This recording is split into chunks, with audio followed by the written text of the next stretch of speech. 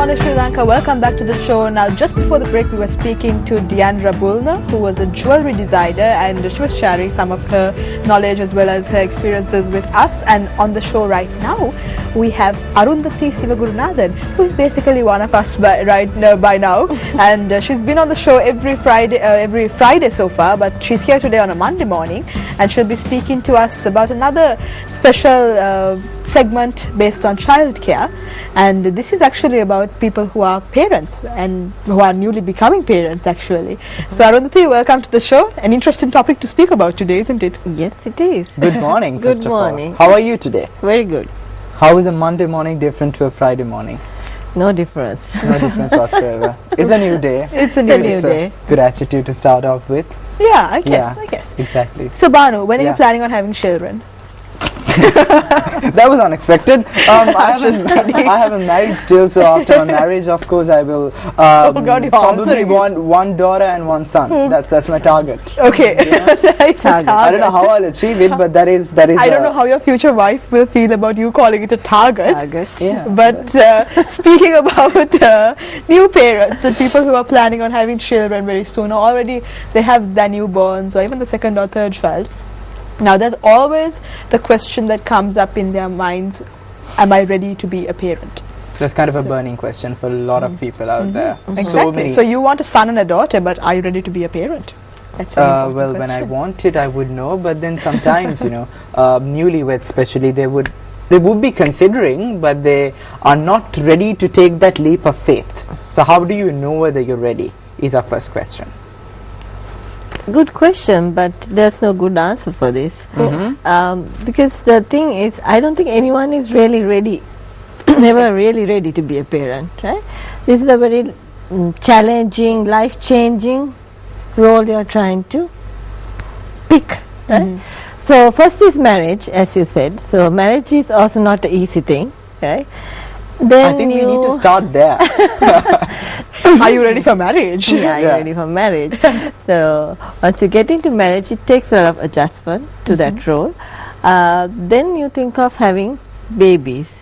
So that becomes the list of a fairy tale, right? So this is all hard work. So maybe you could start considering where you are right now. In the sense, what do you have right now? Your studies, your career, where you are at the moment of time, and see how it's going to adjust if you have a baby, right? What I mean is, like, 20s are the prime baby making years, right? So, and that's the prime for a career plus education as well.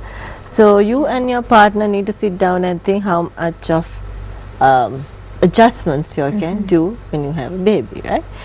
And I think the second thing is relationship, how strong your relationship is with your partner. Because if you have a brittle relationship, you cannot bring in a baby. Babies are not going to fix the relationship, it's going to only make things worse. Okay. Right? And of course, babies cost money, so you need to be financially very stable, or at least have a income which comes in monthly, so you will not get stressed about how you are going to support your child.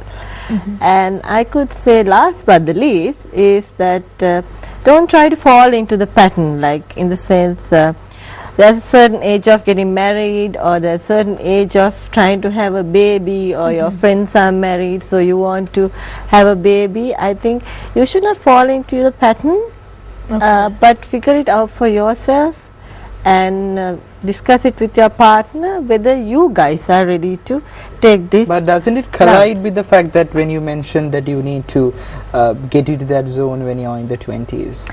I said it's a prime time. It's a prime. But people do postpone now, because actually now a lot of parents have kids late after they focus on their career, and they have it late. So it's about what you want. So, but to find out how healthy that is, whether you can have a baby later on, how important is it to time your visits to the doctor and find out, is it important to consult your physician as well before you go into figuring out whether you want to have a child or not? Depends. It depends on how what your fertility is, right? Some it doesn't take long, and some it's very easier. So, but usually they say conception takes from 6 months to a year. Okay. So you need to keep that bracket available for yourself as well. Okay, all right. And interesting thought for everyone here this morning, or good morning Sri Lanka. But then once you do conceive and you carry the mother carries the baby for 9 months and you suddenly have a newborn in your hands. There goes the gift.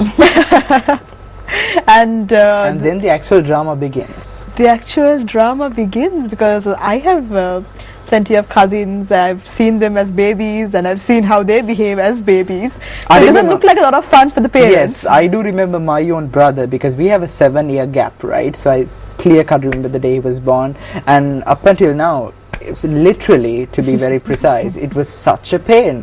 So he was very young, so he was very mischievous. So a lot of burden, not only to the parents, but to the brothers and the elder brothers and sisters as well, because we feel that we are the second in command, kind of, that you get that feeling, which is really good. But summarizing it as a question, how do you actually handle a newborn baby? Advice to the parents out there. As you very correctly said, you know, you have 9 months of pregnancy and finally the muddle of joy is out. Right? So number one is how you focus yourself to cope up with it. Right? You need to understand, the first thing is, just as the mother and the father or anyone is, the baby is also struggling to adjust to this new environment. Okay. Right? It's not only your stress, the child is also stressed out because they don't know who you are. Right? So, and the I think other about it that huge way. question is that you are trying to have non-verbal communication. Babies can't talk. So that makes everything so difficult for you as a new parent. Number one, you are trying to adjust into so many new skills of life, like how to feed the baby, how to hold the baby, how to bathe the baby. These are all huge skills you need to learn, and this is a stress to you. Right? Added to that, the child is also stressed that who you are trying to, you know, always be with them, connect with them. So this is going to take a long period of time. Okay. So your coping procedures has to be, number one, you need to first look after yourself. Okay. Okay. You need to have a schedule where you keep time for yourself, at least an hour a day. Right? Just And me time. me time. Okay. Yes, you need to have me time. And then you need a lot of support from your partner as well. You can't do this alone. You need to have a lot of support. Okay. So it's sort of figuring out a schedule for both you and your partner, and then sort of. And I think that's the reason why it's called a family unit. Everyone needs to do their own part, include the mother and father. So it's a joint effort, Amaya. I think I answered your question. Did I? Plus, I think what happens is the mother feels a bit isolated, or thinks she becomes a prisoner in the house after the baby. You need to get from that thought out of your mind, because you are not. Right? You need to have a quality time for yourself as well, and at least go for a walk and feel free about having a baby, not feeling a prisoner about it. And one of the trends that we've seen in Colombo and the suburbs especially is the fact that now they have a lot of classes and a lot of therapy and things like that, prenatal classes where parents go even as a couple and they learn about how they can take care of the baby. They learn different breathing exercises, things like that, to handle the stress of it all. So what's your opinion on preparations of that nature? Because this was not there, I'm sure, when my parents were having me, but it's something that has grown into a trend happening now, especially here in Colombo and the suburbs. It's good. It's a preparation, as I said, but till the baby's in your hands, you really don't know what to expect, right? Okay. The circumstances can be different, but it becomes a huge help to you that you at least somewhat prepared to handle the or cope up this huge life-changing journey. But for me, I think the most important thing is how you figure it out for yourself. How you are going to balance your schedule, how you are going to cut down on your chores, or how much of help you have around. And plus, you need to understand this relationship you have as husband and wife also needs to be there, because sometimes that is completely ignored when you have a baby. So that balance has to be created as well. So it is a lot of work, like you said earlier. It's a lot of work. But speaking about hired help, now lots of people, either they get nannies for their children or not even hired help. Sometimes they have the grandparents who very lovingly come and try to take care of the newborn as well, and there are so many people who are willing to help when you're a parent, especially if you're new parents. But again, how can you balance that out? Because at the end of the day, it's very important that your child has to especially have a connection with you as the parent. So if you're a working parent, how can you manage that? Well, the connection or the bonding happens the first few months, right? So that first few months, the mother cannot go anywhere even if she wants to, right? Because it is there. You need to be there with your child for the feeding patterns and stuff, right? After a while, when the child is connected with you, or while they are connected, you actually can take a break if there's good help around. Right? But my personal advice is at least try to hang around for about 8 months to 1 year, because that really helps you connect better with your child. I see. Okay. All right. All right. So I know this is on a different note, but does twins mean double the pressure? Of course, you can say yes for that. But I know you could do a scan and kind of know much earlier right now with the technology that we have emerged right now. But how does that occur, and what sort of advice that you would like to give out to all those people who, you know, kind of are not ready for twin births and who are already freaking out by childbirth?